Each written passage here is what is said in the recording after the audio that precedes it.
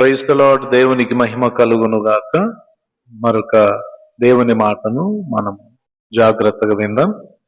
ఎఫెసీయులకు రాసిన పత్రిక 5వ అధ్యాయం 15-16 వచనాలు. దినములు చెడ్డవి గనుక మీరు సమయమును పోనీయక సద్వినియోగము చేసుకొనుచు అజ్ఞానుల వలె కాక జ్ఞానుల వలె నడుచుకొనున్నట్లు జాగ్రత్తగా చూచుకొనుడి.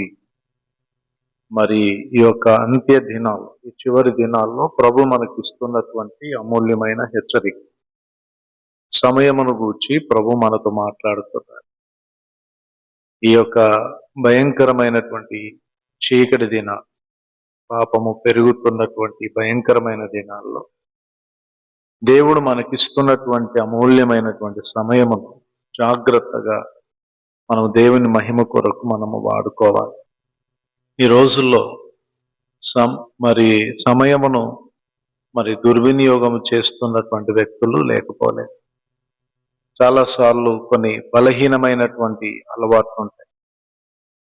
జనరల్గా మనం వాడుతున్నటువంటి నీరును చూస్తే నీరును వృధాగా ఖర్చు చేస్తూ ఉంటారు, డబ్బులు వృధాగా ఖర్చు చేస్తూ ఉంటారు. ప్రియులారా, ఒక మాట, ఒక వస్తువు పోగొట్టుకుంటే మళ్ళీ సంపాదించుకోవచ్చు, ధనము పోగొట్టుకుంటే సంపాదించుకోవచ్చు, వెండి బంగారమును కోల్పోతే మళ్ళీ సంపాదించుకోవచ్చు, ఆస్తి పోతే సంపాదించుకోవచ్చేమో, కానీ సమయము పోయిందంటే మళ్ళీ తిరిగి వెనకకు రాదు. కనుక దేవుడు నీకంటూ ఇచ్చినటువంటి సమయం యొక్క విలువను నువ్వు తప్పకుండా గుర్తించాలి. జ్ఞానము లేని వారు దేవుడు వారికి ఇచ్చిన సమయాన్ని ఏం చేస్తారంటే దుర్వినియోగపరుస్తారు. మరి అనవసరమైన వ్యర్థమైనటువంటి మాటలతో కాలయాపన చేస్తూ ఈ లోక సంగతులను గురించి మాట్లాడుతూ మరి దేవునికి మహిమ అనేది రాకుండా ఉండేటువంటి విషయాల్లో వారి సమయాన్ని వ్యర్థపరుస్తూ ఉంటారు. అని దేవుని వాక్యం ఖండితంగా మనల్ని హెచ్చరిక చేసే మాట ఏంటిదంటే సమయమును సద్వినియోగం చేసుకున్నాం. ఈరోజు ప్రతి విశ్వాసి దేవునికి సమయం ఇవ్వాలి. ఉదయం లేచినప్పటి నుంచి రాత్రి పడుకునే వరకు ఎన్నో కార్యకలాపాల్లో మనం ముందు కొనసాగుతాం. ఉద్యోగం కొరకు ఇంచుమించు ఒక 7-8 గంటలు కేటాయిస్తాం. ఉదయం, సాయంకాలం, రాత్రి సమయాల్లో మనం తినే భోజనం కొరకు మాట్లాడుతూ తినే దాని కొరకు చూస్తే అదొక గంట సేపు వేసుకో. ఇంకా మనం ఇంటి నిత్యావసరతల కొరకు మార్కెట్కి వెళ్ళడం, ఇతరులను కలుసుకోవడం, అదొక 2-3 గంటలు వేసుకో. మరి నిద్రపోవడం ఒక 6 గంటలు వేసుకో. ఇలా ప్రతి దానికి సమయాన్ని మీరు క్యాల్కులేట్ చేస్తే మీరు ఎంత సమయాన్ని వాడుకున్నా ఇంకొక 2-2.5 గంటలు, 3 గంటలు మీకు సమయం మిగిలే ఉంటుంది. మరి దేవునికి అన్నింటికి సమయం ఇచ్చి దేవునికి సమయం ఇవ్వకపోతే నీ జీవితం ద్వారా దేవుడు ఏ విధంగా మహింపరచబడతాడు అనేది కూడా నువ్వు ఆలోచించాలి. స్నేహితులతో మాట్లాడడానికి, బంధువులతో మాట్లాడడానికి, మరి ఇతరులతో మాట్లాడడానికి సమయం ఇస్తున్నావు. అయితే దేవునికి ఎంత మటుకు సమయం ఇస్తున్నావు? ఈరోజు దేవుని మాటలు విన్నావా? వాక్యం చదువుకున్నావా? ప్రార్థన చేసావా? దేవునితో గడిపే అవకాశాలను జాగ్రత్తగా నువ్వు వాడుకోగలిగావా? కుటుంబంతో కలిసి మరి కుటుంబ ప్రార్థన సమయాన్ని నువ్వు కలిగి ఉన్నావా? నీ ఆత్మీయ జీవితంలో దేవునితో ఎంత మట్టుకు నువ్వు నడవగలుగుతున్నావు? ఈరోజు నీవు ఇచ్చే సమాధానం ఏంటిదంటే విస్తారమైనటువంటి పనిపాటుల వలన నేను దేవునితో గడపలేకపోతున్నాను. హానోకు 365 సంవత్సరాలు దేవునితో అతడు నడిచినట్లుగా రాయబడ్డాడు. అతడు దేవునితో నడుచుచు కుమారులను కుమార్తెలను కనెను అని రాసింది. దాని అర్థం కుటుంబం యొక్క బాధ్యతలు, భారములు అతని మీద ఉన్న ఒక యజమానుడిగా తన కుటుంబాన్ని పోషించుకోవలసినటువంటి పనులు ఎన్నో ఉన్నా దేవునికి సమయం ఇచ్చి దేవుని కనపరిచాడు. మన ప్రభు అయిన యేసుక్రీస్తు కూడా ఈ లోకంలో సంచరించిన దినాల్లో పెందల కడనే సాయంకాలం ప్రతి రాత్రి మరి ఏకాంతముగా ప్రార్థనలో గడపడం మనం చూస్తాం.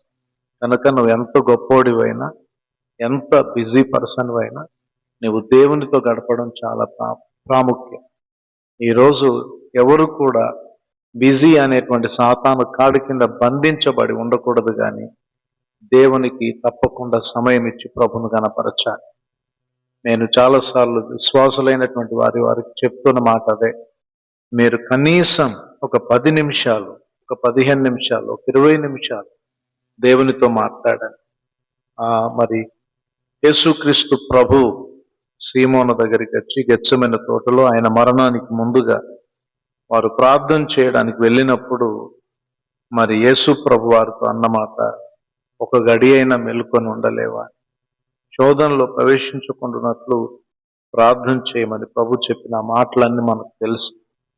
ప్రియులారా, ఈరోజు మనం ప్రభుతోనే ఉన్నాం, ప్రభులోనే ఉన్నాం అనుకుంటూ ఆ ప్రభువుకే మనం సమయం ఇవ్వట్లేదు. ఇది మన జీవితాల్లో సరిచేసుకోవాల్సినటువంటి, నీ జీవితంలో సరిచేసుకోవాల్సినటువంటి అత్యవసరమైనటువంటి విషయం.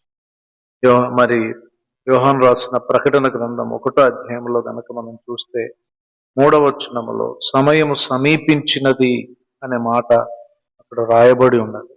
కనుక యేసుక్రీస్తు ప్రభు మరల ఈ భూమి మీదకి రాబోతున్నాడు.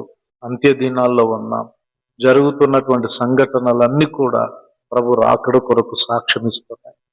కనుక దేవుడిచ్చిన సమయాన్ని వ్యర్థమైన వాటి కొరకు వాడుకోక, మారు మనసు పొందడానికి, దేవుని వాక్యాన్ని ధ్యానించడానికి, ప్రభు పనులను జరిగించడానికి, ప్రభు చిత్తం చేయడానికి, ప్రభును మహిమపరచడానికి ప్రతి సమయాన్ని నువ్వు జాగ్రత్తగా వాడుకోగలిగితే దేవుడు నిన్ను అత్యధికంగా ఆశీర్వదించి తన ఘనమైన నామమునకు మహిమకరంగా నిన్ను నిలబెట్టుకుంటాడు.